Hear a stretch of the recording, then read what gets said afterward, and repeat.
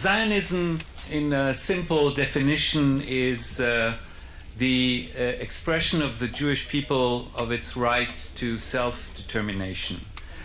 On the waves of the 19th century movements of nationalism, brought life to Zionism too. The Balfour Declaration, as we all know, speaks about Jewish homeland. The Declaration of Independence of the State of Israel speaks of a Jewish state.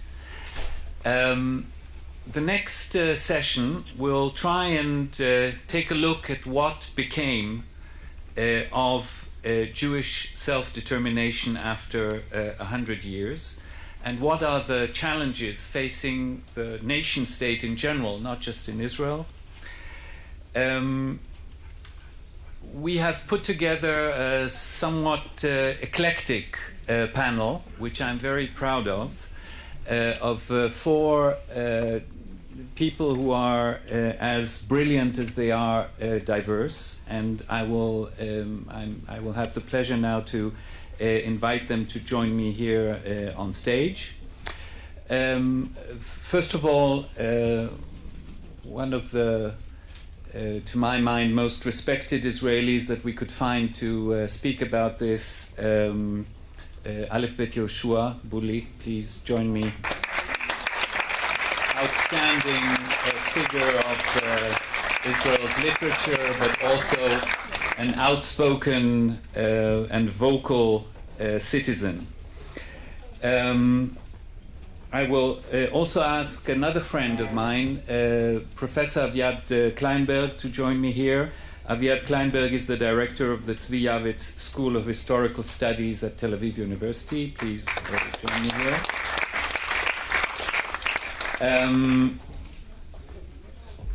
From London, I would like to invite Jonathan Friedland of The Guardian, and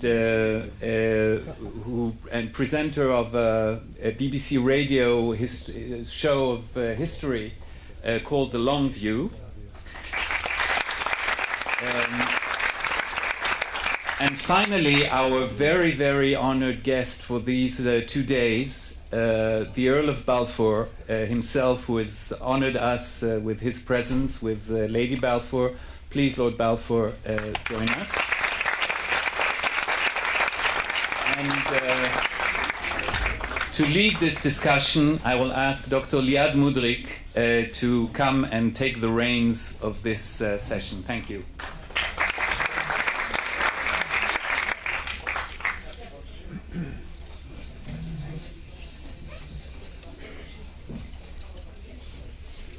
So thank you very much. I'm truly honored to be here. I must say that when I was 7 years old, I didn't think about the First World War. I mostly played and imagined stories.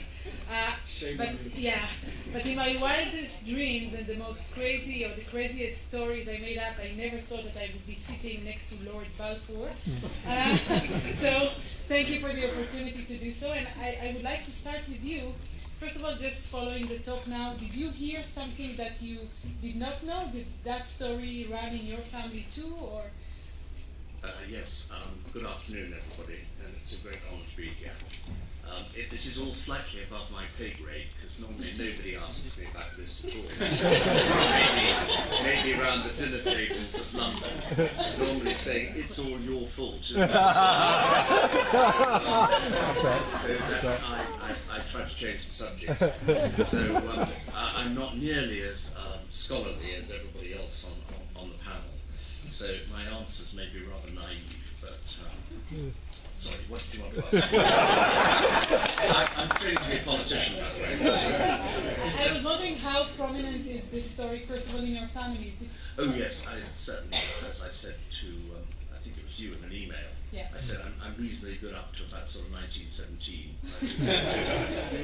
because that was the story and how Arthur grew up, and obviously meeting Weitzman, he was an MP in Manchester, and so it was, it was generally part of family folklore, that he had been the author with the coalition government at the time of this, very important letter, which probably, with hindsight, nobody knew quite how important it was going to be.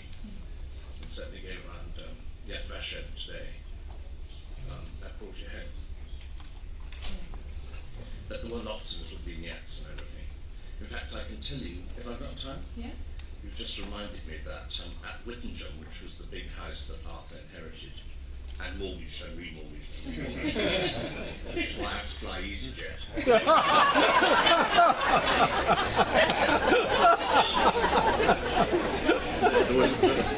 There was a wonderful meeting, I think, to do with Hein Weizmann, Churchill.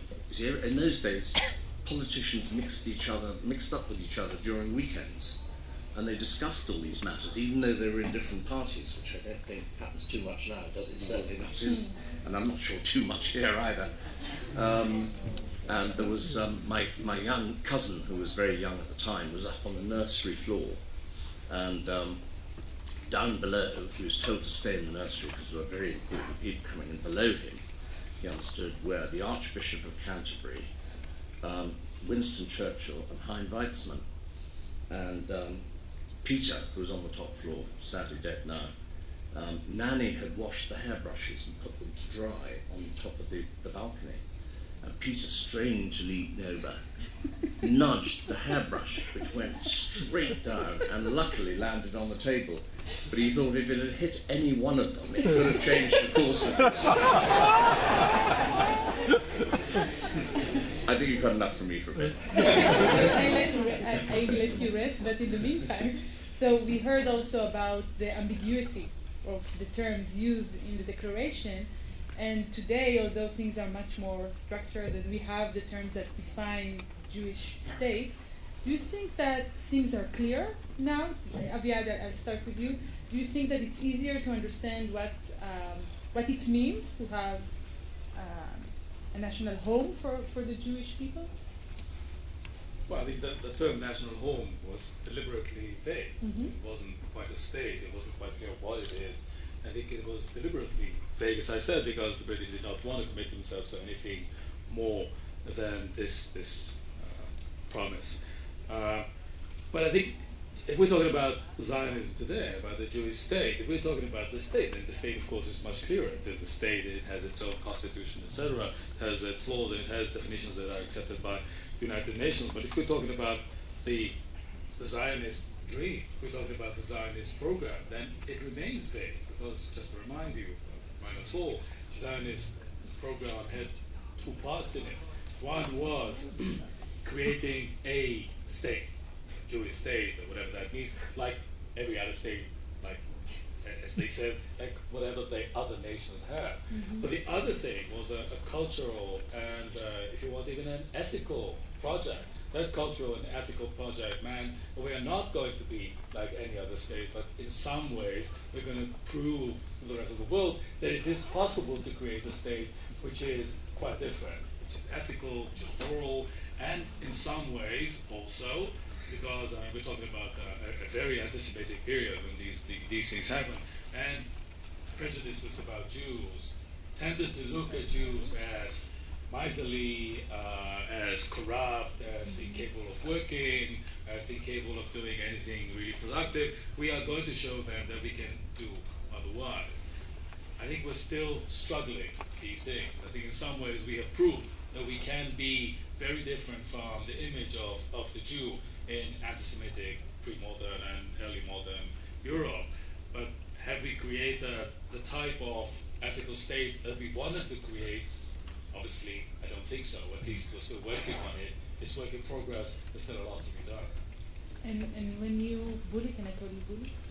Yes, you can call me bully, but you want to ask me questions I want to give. I know. So I want to ask you, if you now look at this declaration 100 years later, how do you see it? The declaration is very problematic. It was problematic from the beginning. And you see the situation today, it is still problematic. And the problem was, first of all, that Great Britain gave a declaration, I don't know with which authority. Palestine was not belonging to Britain, the Great Britain. They conquered it. when they conquered it, there were 550,000 Palestinians and 50,000 Jews. And then they say it is a home for the Jewish people. First of all, on the moral basis, they did not have any moral certificate to give such a declaration. And afterwards, when they have done it, they did not know how to deal with. And they have done a lot of mistakes because the declaration itself, till now, 100 years, we are struggling with the Palestinians. And perhaps we are going to an apartheid state. Perhaps we are little by little moving towards an apartheid state. And the Palestinian problem has been aggravated. And the Jews, I will not say the state of Israel is still threatened as a total destruction by some of the Arab states, like Iran. So, and this conflict was invested enormously by the world. How many conferences were? How many foreign ministers will come? Tony Blair, that will come tomorrow, was nominated as special envoy, and there were others.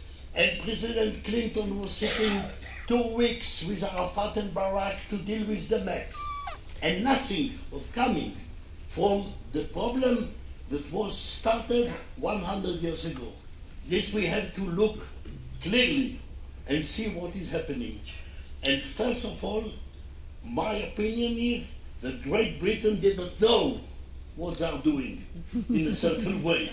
Meaning, 1917, Britain is in the war in Europe, a terrible war on the trenches in Verdun, without any victory. The First World War was not won by the Allies, but just it was done by points. You didn't give knockout to the Germans, and this was the reason for the Second World War. And you came here, the Turkish Empire was collapsing little by little.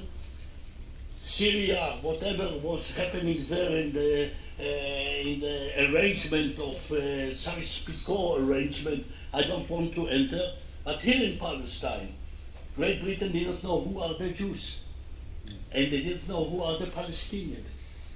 The Jews did not want a state. First of all, you had to know it. If there was a general election in the Jewish people in the beginning of the 20th century, the Zionists would get 8% of the votes. The majority of the Jewish people, first of all, of course, the religious sections, it was enormous, and then the Reform Jews, and then the Bundist Jews, the Socialist Jews. Section after section were opposing Zionism bluntly. And the fact that Zionism had succeeded is because this revolution was done outside the Jewish people. The Zionists that came here in the beginning of the 20th century did not ask permission from the Jewish people to come here. They came without permission, because if they would ask permission, they would not get. And now, this was a moment of grace of Britain to give, I don't know, Weizmann and Bלפור, whatever they've done it, from far away. They said, national home for the Jews. It was, as you say, a tricky word, instead to hide the question of state, because if there would be a state, the Arabs would ask immediately a state. Okay, so vote. We are 550 and you are 50,000, so we will do in voting, a democratic state. There was the ratification of the League of Nations. So it didn't yes, stay just the League of Nations cannot say to Denmark, you will take half of Denmark and give it to Norway. It means there is no, a country is belonging to its inhabitants. This is a moral rule for all. You cannot give one country, give another country to another people. People is belonging, the land is belonging to its inhabitants. This is the rule, this is the moral rule. So what would you have envisioned? What should have happened differently? Differently, the Jews did not come. The Jews did not come after the Balfour Declaration. Weizmann was crying, where is your Jewish people? Lord Samuel, who was the High Commissioner here, he was a Jewish, And he said to Weizmann, where is the Jewish people? The Jewish people in those times was about 40 million. And they were thinking, okay, this will come 1 million, 2 million. This was a time of grace. And the majority of the Jews were in immigration from east to west. And after the Balfour Declaration, 40,000 Jews had arrived here. That's all. 40,000. The Arabs had started to cry. And the British were saying, where is the Jewish people? We gave them a country. We have to hold the Arabs tight in order that they will not protest, and the Jews are not coming. And this is the great, great failure of the Jewish people, because we could create a state before the Holocaust. We could create a state before the Holocaust. If there was only 5%, or I would say 10% of the Jewish people coming here on the 20s, we could create a state here. And if there was a state, we could already absorb. I don't know, I don't speak about finishing with the Holocaust, but at least the Jews in East Europe could be saved by these states that could give them passport. But we failed, not Zionism failed. And the British, of course, were here stuck with the Arabs that were starting to protest. And Britain was preparing for the Second World War, and of course the Arabs and all the Arab countries were saying, we don't want the Jews here, and the Palestinians say, we don't want the Jews here, and of course they say, the Jews are not coming, we have to change our policy, and this is what they have done. But they did not, if they would at least try to divide the country already in the 20s between two states, like they have done afterwards in India with the Pakistan. This could be perhaps a kind of a solution, but they did not do. They were staying like this, and here we are, 4.5 million Palestinians, 6 million Jews living on this Palestine, and we are stuck one with another. And Great Britain, finally, after the Second World War, ran away from here. There is something symbolic in the way, and there is something symbolic in the fact that the UN resolution in 47 that created the partition of the two states, the Soviet blocs vote for, the Western bloc vote for, and the only country from the country say abstain was Britain. It was very symbolic. You have created this mess. Now, I'm taking this very personally. Of course, you have to know, the question is not with Great Britain. You have your honor already from the Second World War for eternity. But it is very symbolic that Great Britain did not vote for the creation of two states in 47, the only one from Europe after the Holocaust, when even the Soviet Union, in the peak of the Cold War, when the world understood that the Jews have to normalize themselves, because it is dangerous to the world that the Jews are remaining like this.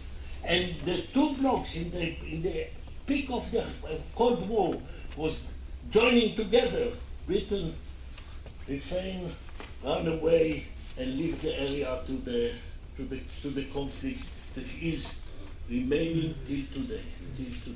So these are, of course, very, I think, things that are thought-provoking. So we all, I think, have to... It's not thought-provoking, it's about No, facts. I hope that facts are thought-provoking as well. But Can I just say, yeah, sure. I mean, I've obviously read and reread the Declaration several times and read learned words on it. But I mean, it does only say the British government, Her Majesty's government, supports a home for the Jewish people. It doesn't say it is our intention under our mandate to create a state. And I mean, it sounds like colonial arrogance, but I mean, I think the other thing that one would say is wherever we were in power, like somebody, you mentioned India and Pakistan remain peaceful You may not like colonialism, but everybody cohabited under the empire. Besides us. And then, what happened here later on.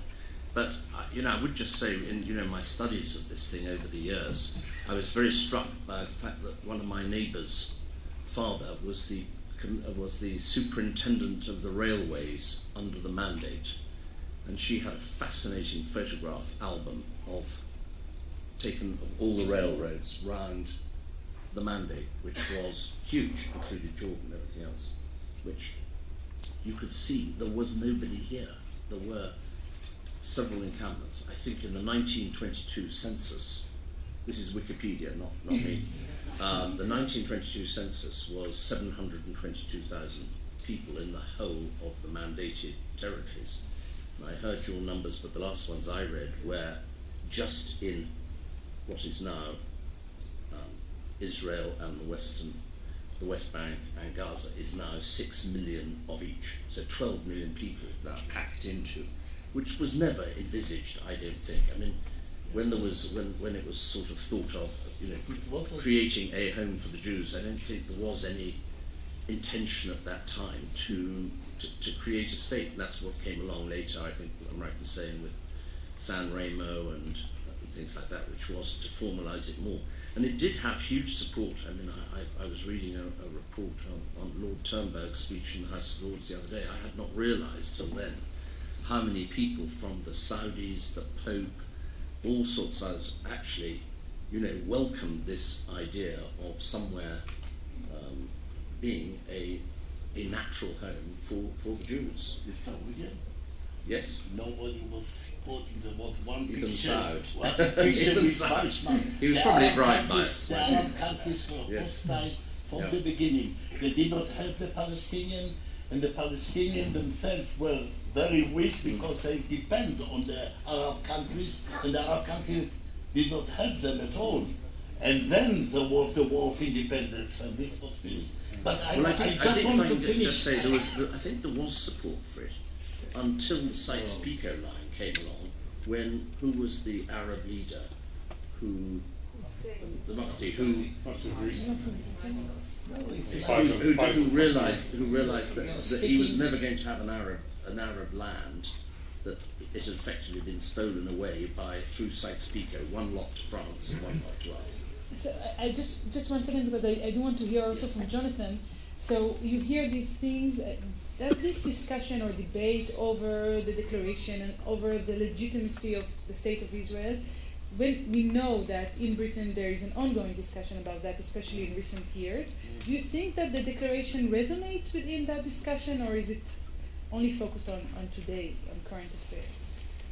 Well, I'll answer that. I was going to thank Kobi Hubara for his earlier lecture, in which he described the Manchester Guardian as, he said, it was then the most radical, compassionate newspaper in Britain, and I was wondering why the past tense. The name may have changed, but the values continue. And C.P. Scott, and I'm very glad you talked a lot about his role, is still a venerated figure in The Guardian. He was the editor of The Guardian for 57 years. Which means that as a result, the average tenure of a Guardian editor is 20 years, simply because after he did 57, it meant it's a long time. But that remains an enduring touchstone. You're absolutely right that the Balfour Declaration is still talked about. I mean, I'm afraid it's talked about mostly by people who would seek to criticise or doubt Israel's right to exist, because there are people who wish to cast Israel as an imperialist project, an imperialist construct, and to say that in the same, pitching to an audience who would not have the view of empire that Lord Balfour here has offered in terms of the benign legacies that are left, but would instead see everything associated with it to be tainted by it.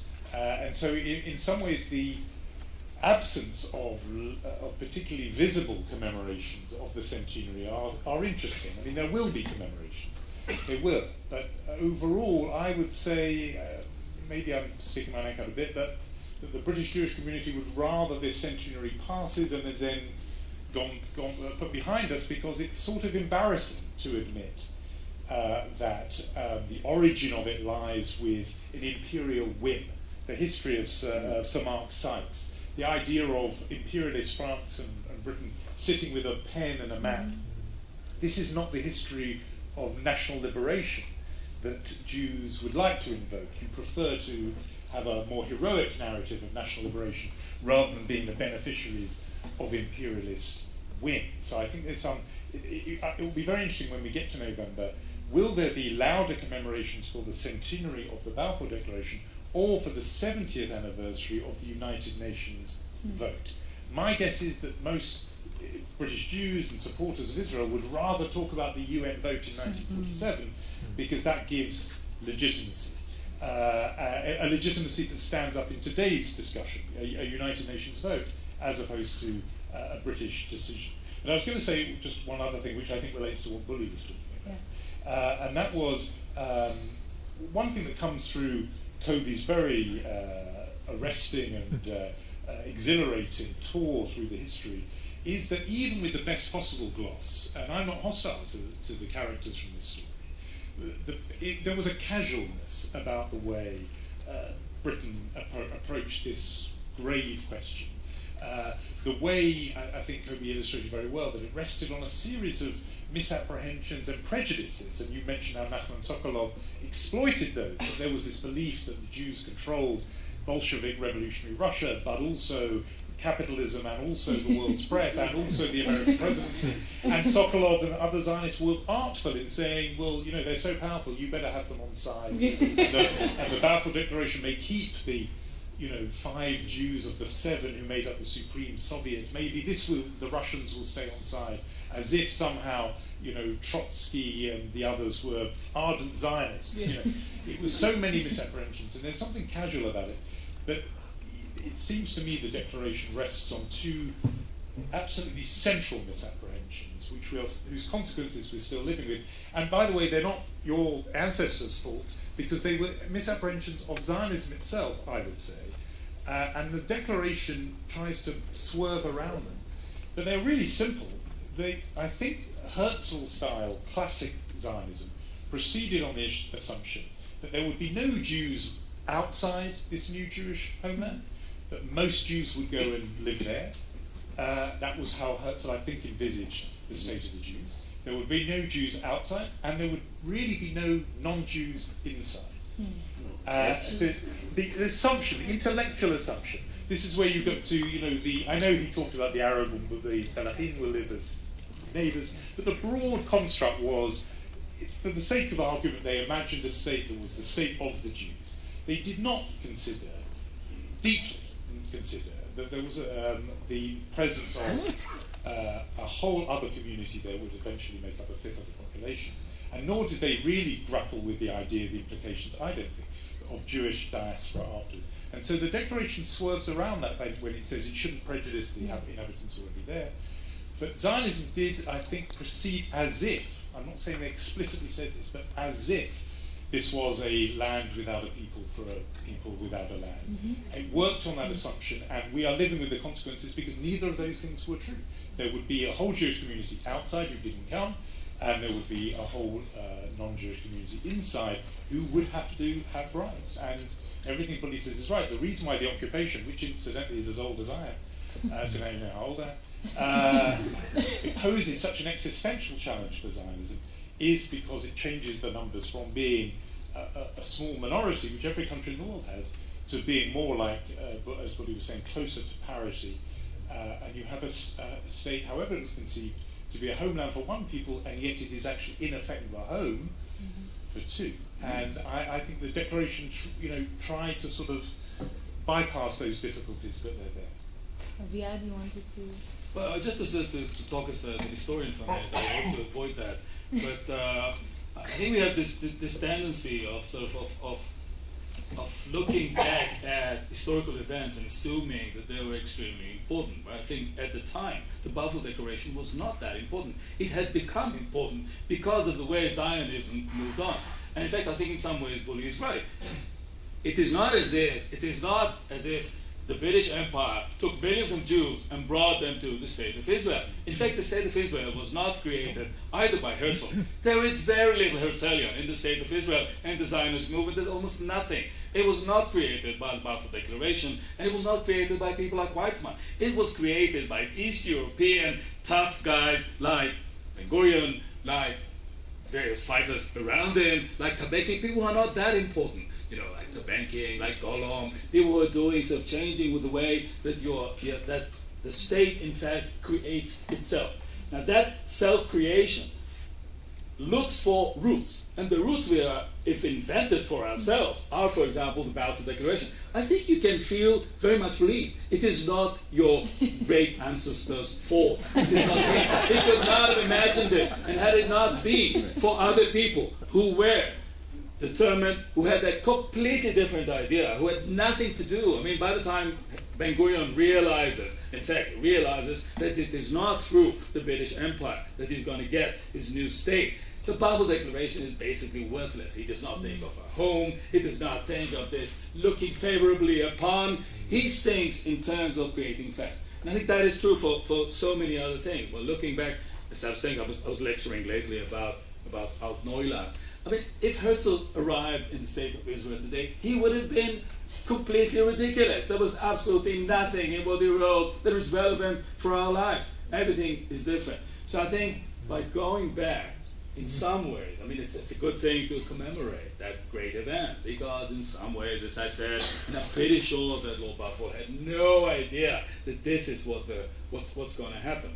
But we have to remember that at some point, exactly the kind of thing that you're talking about, Bully, at some point, Jews started coming, and more than just coming, Jews starting forming their own polity, forming without asking the British. I mean, sometimes the British helped them, sometimes the British were against them, creating fact. Now that in some ways brings me to a question or a query. I was wondering, I was listening to you, and you were saying in some way, you were speaking in terms of the old, Wilsonian notion of self-determination of the people on the ground. Now, that in fact, Bully, goes against the whole idea of Zionism, because we were not on the ground. We were never on the ground. Even if we came through immigration, we would have come to a place where we were not. I mean, if we had to self-determination in your terms, we should have had a Jewish state in Poland, because most Jews lived the Polish will give you the land, the Polish. What do you want from the Polish? I was bringing things ad absurdum and telling you furthermore, if you are waiting, a state or a people that is waiting for other people to give it sovereignty is probably going to have a long time waiting. If the Jews had to accept our agreement, they would probably never have a state. They would simply never have a state. Whether this is good is a different question, whether it's moral. I mean, of course, there are moral ramifications. But certainly, I think we should not, in a way, sort of succumb to this optical illusion of the British in 1917 making one very vague decision, and poof, lo and behold, it's a nuclear power and a local if you want, what are we? I forgot. We are the startup nation. The startup nation, nuclear power. Where's the most ethical army in the world? No. Probably what he thought is some Jews coming there and drinking their afternoon teas in Jerusalem.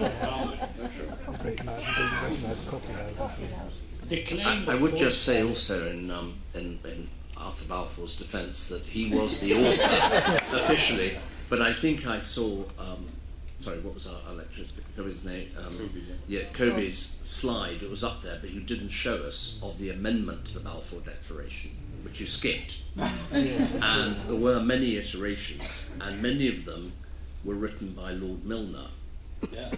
And Lord Milner was going to deliver the letter.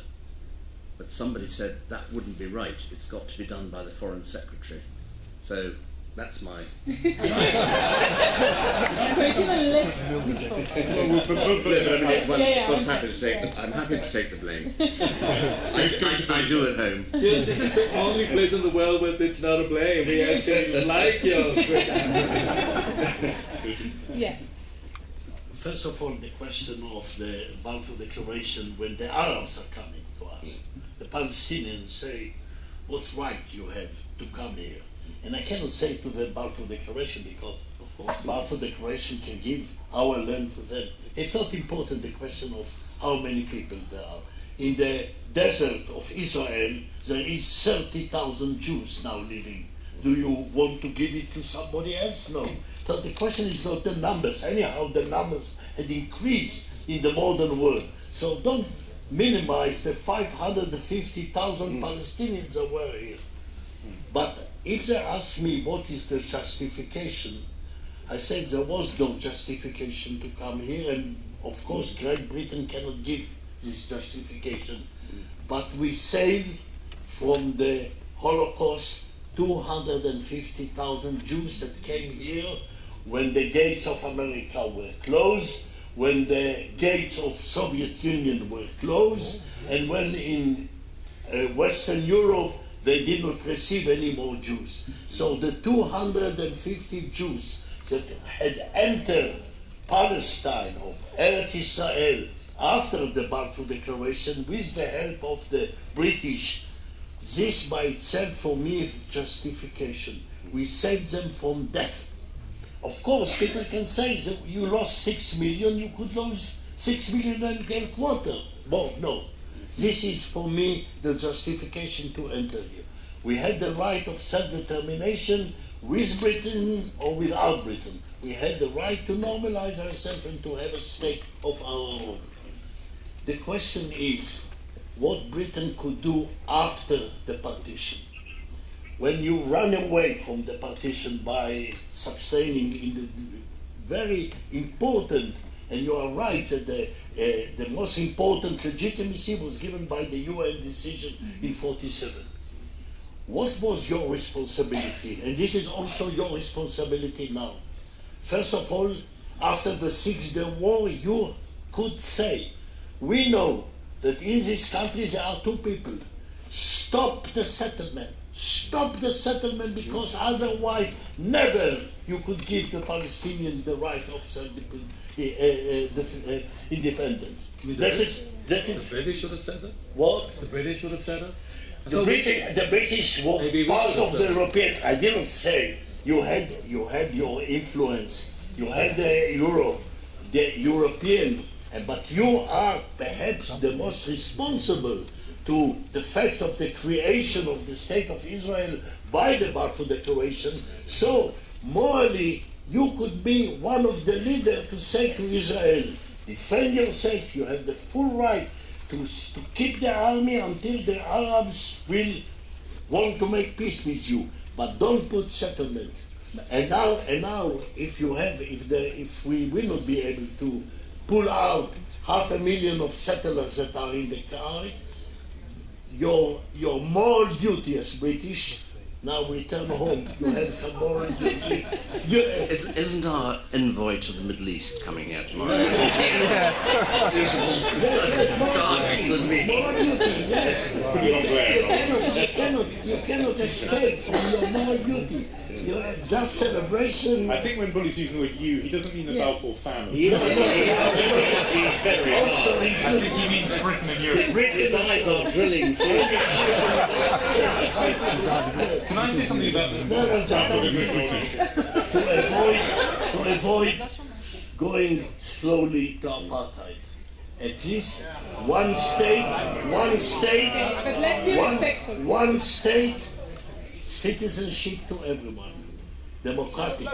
The democratic aspect of Israel, this has to be also, now of course it is our duty, but as a part of the world, this is your duty now as a Balfour family and not the Balfour family, all of you. Jonathan, you wanted to. Well, I was just going to say something about, in defence of the importance, not the kind of morality, but of just the importance and salience of the Balfour Declaration, because Aviad was suggesting actually, it wasn't at the time seen as being so important. I think the reason why people will keep going back to it, for one, was the reason I said before, which is people who want to cast Israel as some imperialist construct will keep going back to it and talking about it. But the second thing is this phrase, national home, because it is such an interesting phrase. Much more interesting, actually, than if it had said a state. I mean, it would have been politically a whole set of different things. But as a phrase, there's a lot tied up there. And I think I just want to say a couple of things about it because I think in the end it could go. It's a phrase that could have another life again, that we might find ourselves going back to, in a way, the text of the Balfour Declaration. The first thing about it is because it isn't just a state. National home would have had that meaning and has come to mean, I think, because you asked me before our session to think a little bit about how the phrase has changed over time. There was a period where national home would have been understood very simply as refuge and safe haven. Okay, even if you can't form a state, at least let this place be a refuge and a haven in the period Bully has been talking about, when Jews were fighting for their lives, which they would then lose in Eastern Europe. And that meaning, that basic meaning, has come to endure, actually, in two ways. Firstly, in terms of international justification for Israel, people who maybe go this way and that on the argument for Israel and its existence, in the end, the thing that persuades them is the notion that Jews needed, at a moment of absolute peril, a haven and a refuge to call their own. That tends to settle the argument. But the thing about it is that by redefining Zion as a refuge, it changed Zionism very fundamentally, because it meant that you didn't actually need to go there, you just needed to fight to ensure it existed for the day you did need it. And therefore there was a shift in the Jewish world, I think, from Zionism as understood in the classical sense, meaning you up and go, this is something you've always written about, that's the pure meaning, to something else which I would call pro-Israelism. And pro-Israelism means you still stay sitting in London or New York or wherever, but you fight the good fight to make sure Israel's there for a rainy day. But I think in that respect, this relates to the play you wrote. I remember the play where Ben Gurion and Jabotinsky are discussing, and they say, why they don't accept this pro-Israelism. They say, if you want us to be viable, you should come. It's not enough to stay in the diaspora. But on that, Jewish people have voted with their feet. They have not come. Yeah. And there's something so unrealistic about this assumption that once you have whatever it is, a national home, which, by the way, I don't think was seen as a refuge. I mean, I don't think. Not then. No, it changed by the time. I'm saying by the. But by the time it changed, it became clear and obvious to those leading the Zionist movement that the national home is not enough. That you need to have a state and you need to have an army. In fact, and otherwise, what you have is what you're going to have is this Achad Ha'amyan kind of idea, which is a cultural center. It's like, I don't know, in some ways,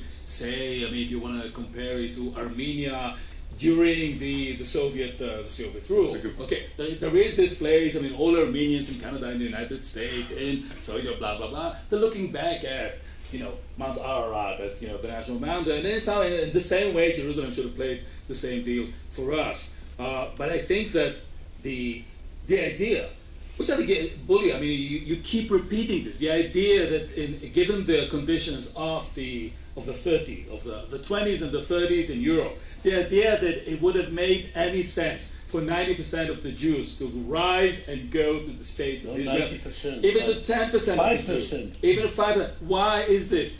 Why? States, history. Because I pray all the time next year in Jerusalem. Next year. Of course.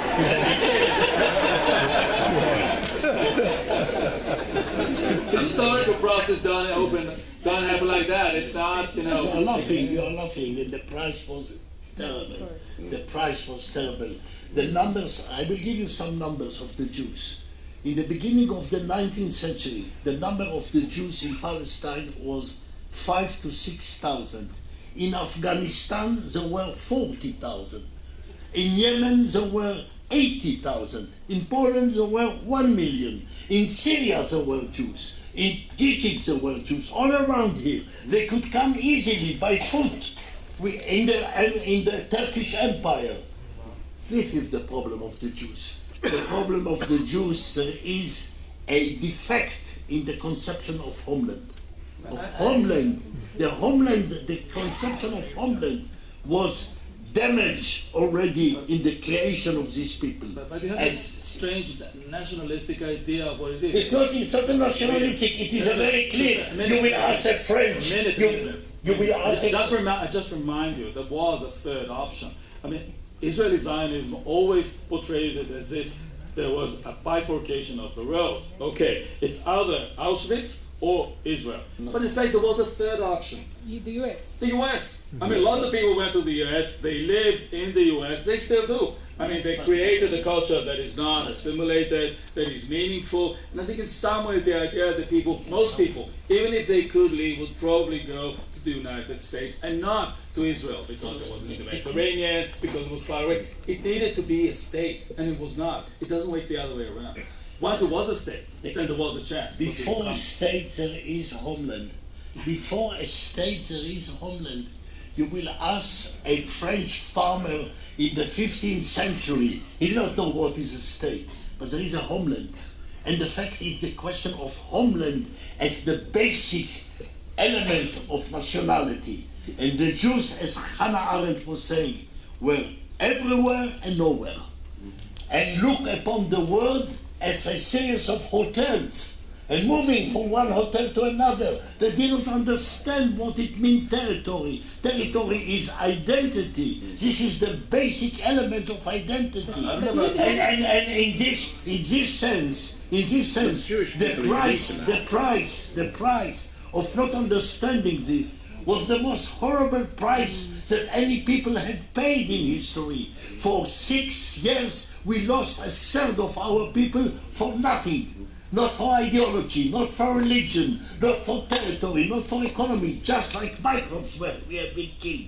This is the conception of not having homeland. And this is the problem. And when the Balfour Declaration was given, they were saying, oh, perhaps the Jews will come, even 1 million, could arrange all this better in a proper way, with the Arabs, with the Palestinians, etc. No, but I hear the pain in your voice. And I hear your rage, and I'm trying to understand to where this rage is directed to where is it directed? Because maybe this is a natural consequence of living for thousands, even hundreds of years in the entire world, in the diaspora. So you don't have a very strong sense of a homeland when you don't have a homeland. But give me an explanation why in Afghanistan there are 40,000 Jews. Afghanistan, a lovely place, wonderful place. We really wonderful. Why 40,000 Jews live there and only 5,000 here? They always say that Jews constantly migrate. There is this idea of the wandering Jew. But I want to tell you, boy, my family lived in Poland for 700 consecutive years. We didn't go anywhere. We were Polish. We lived. You were Polish. You were not Polish. Not Polish. You were saved next year in Jerusalem. You have not been Polish at all. Why you are here? You have been Polish. You identify with the Pole. The Pole regard you as a Polish. What I'm saying is that people have the tendency. People do not live simply because they have dreams. And I think the messianic dream is messianic. Okay, I want to add something to the discussion coming from my place as a neuroscientist. And I'm talking about our brain. But our brains. Our brains. All of us. Jewish, non-Jewish alike. Yes, definitely. We're not normally critical. We have a general tendency to dislike changes.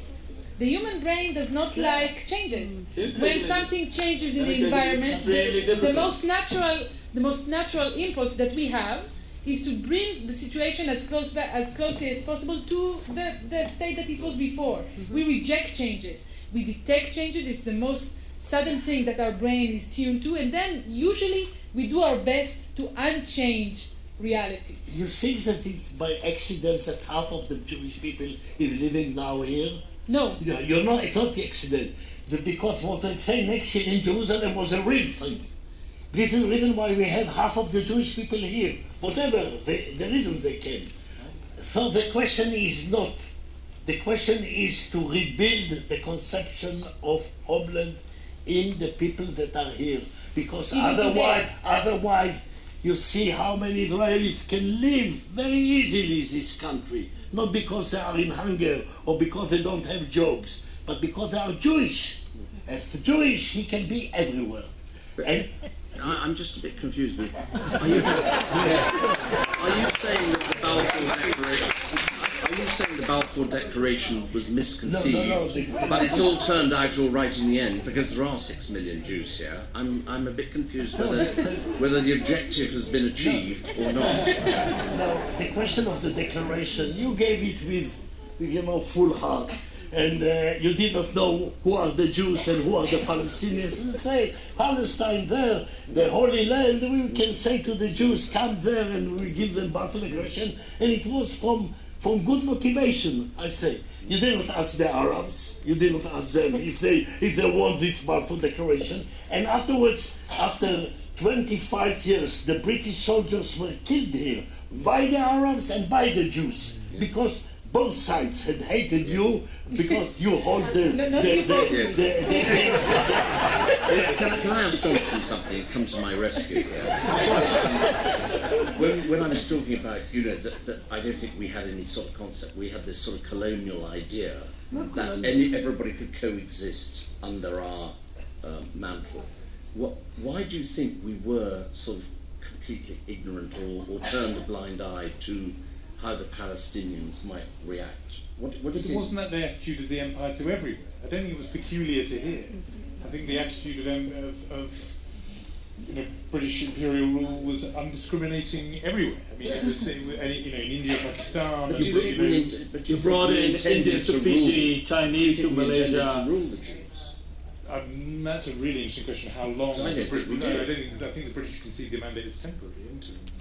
And I think to me, the way I'm not a historian, so I would defer to others, but the way I read the Declaration is so full of hedging and anxiety, actually. Yeah. They know that there's trouble down the road. That's why they don't say state, they say national home. They say without prejudice to the inhabitants already there. So there's a lot of knowledge that this is a whole lot of world of pain that the British Empire is about to enter. I don't think they think that. And the British were very cautious in implementing this. Once they were here, they were not simply opening the gates, letting the Jews do whatever they wanted. It was an extremely cautious way of looking at it and sometimes stepping 2 steps back. But I mean, the idea, if I may, of the British acting benevolently and seeing things here somehow getting out of out of hand, I think is somewhat optimistic. Because I said, the British did have a tendency of bringing in foreign populations, and as I was saying, I was giving just a few examples. The Indians and Fiji, who somehow, some way became the majority. There are more Indians than Fijians. I mean, the Chinese in Malaysia, the inner movements in. I don't know why you think that the separation of India and Pakistan was a success. I mean, we're talking about. No, I was saying that while they were under British rule, everybody coexisted. It was once partition now. But can I go back to why I said I think national home is good? We may turn to it again because Bully was saying, and I know people didn't like it, but the way Israel is currently heading, with approaching parity between these two movements, and the continuing settlement, etc. The upshot is, and you do hear it said overtly on the right end of the spectrum, in the national camp here, that the idea of 2 states isn't, we're not going back to it. There's a conference going on now, the National Union so-called, saying there will be 2 states, there's only going to be 1 state here. A slogan that used to be associated with the far left of 1 state is now the slogan of the right here, a single state.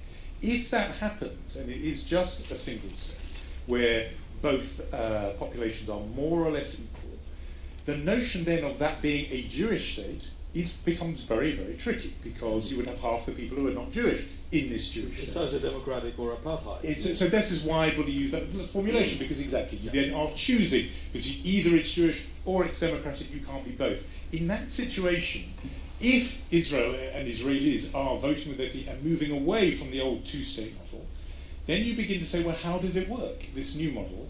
And one possibility is that under one roof, you have a national home for the Jews and a national home for the Palestinians under a single state. It's not the option I would favour. I'm still for 2 states. But I'm saying to our friends on the right, who are constantly saying 2 states is dead, we only want 1 state here, I then ask them, how does this work?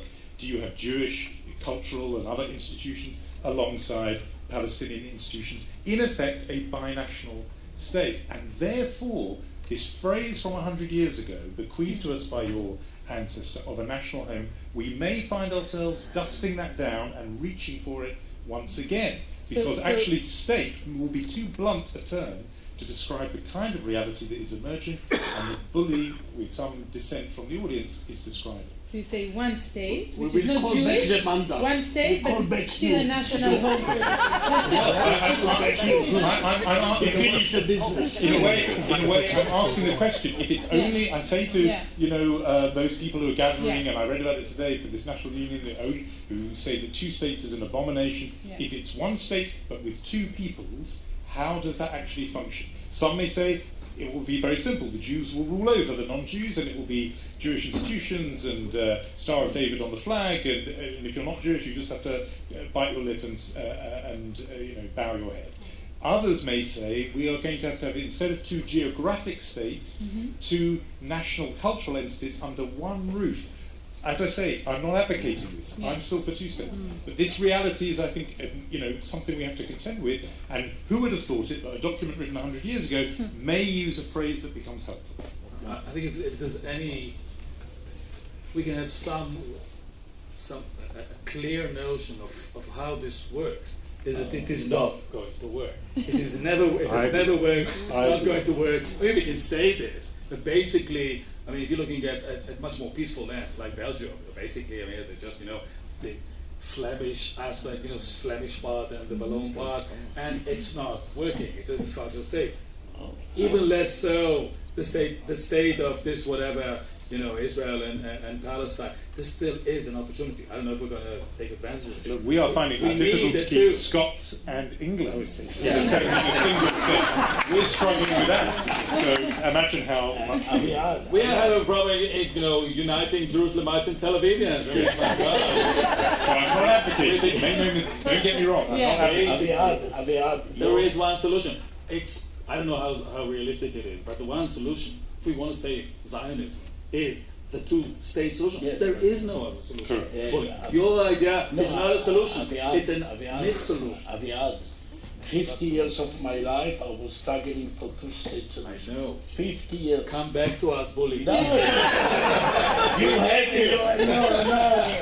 I will not give you the possibility to escape and to enjoy your life in Tel Aviv and repeat two-state solution with your friends, Netanyahu, Lieberman, Lapid, even with all your friends that are saying all the time two-state solution. So you have good friends. Yes, Netanyahu. You are with Netanyahu.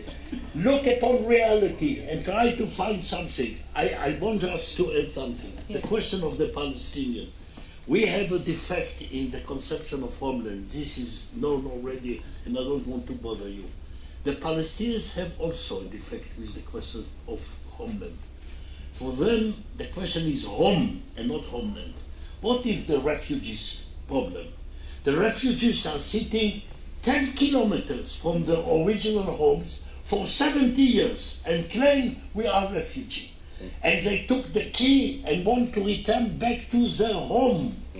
They are living in Palestine, in the West Bank, in Gaza. This is Palestine, this is a homeland, but they don't recognize the conception of homeland, but home. And this is the way in which the two people with opposite defection can quarrel here another 100 years. So now, because we are approaching the end of this discussion, so what do you envision? How do you think it's going to develop? And tell us what you think about our brains before we end. About what? About our brains. Oh, okay. No, I can't do that just by talking to you. I have to get you into a scanner. And Too bad. I'm not volunteering. You want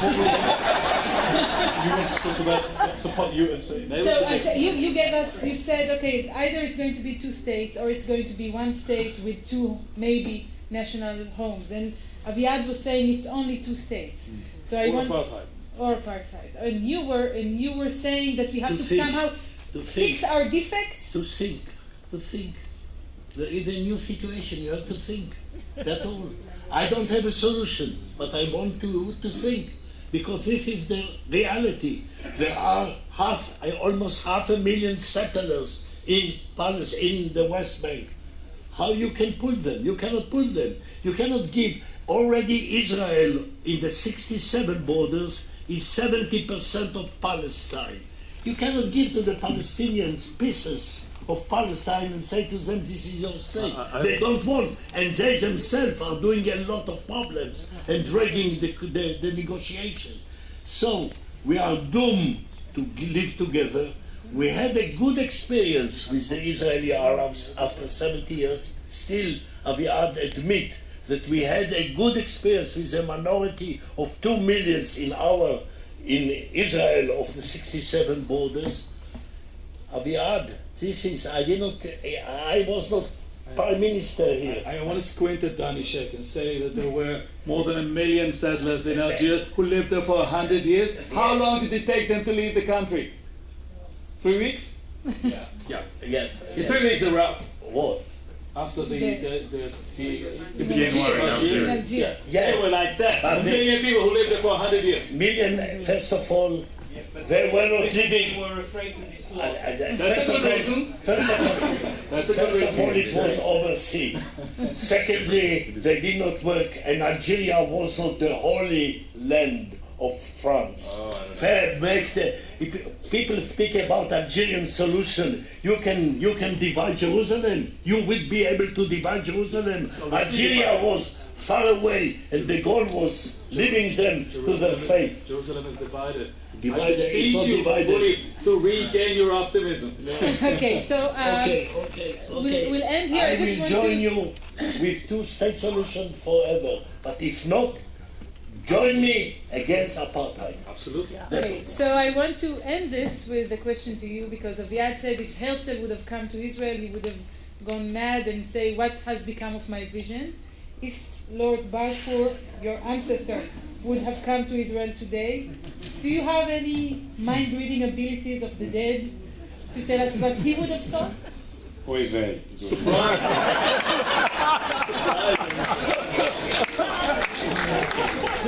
So the Lion's Den. Well, I would guess that most of the members of the government of the day would say it was a very good thing that they backed the idea of a home for the Jews, because there are 6 million Jews. So we did end up with something optimistic. I want to thank all of you for an interesting and, as I say, still thought-provoking, and as you invited us to think, I think you should take it as a compliment. Thought-provoking discussion. Thank you very much.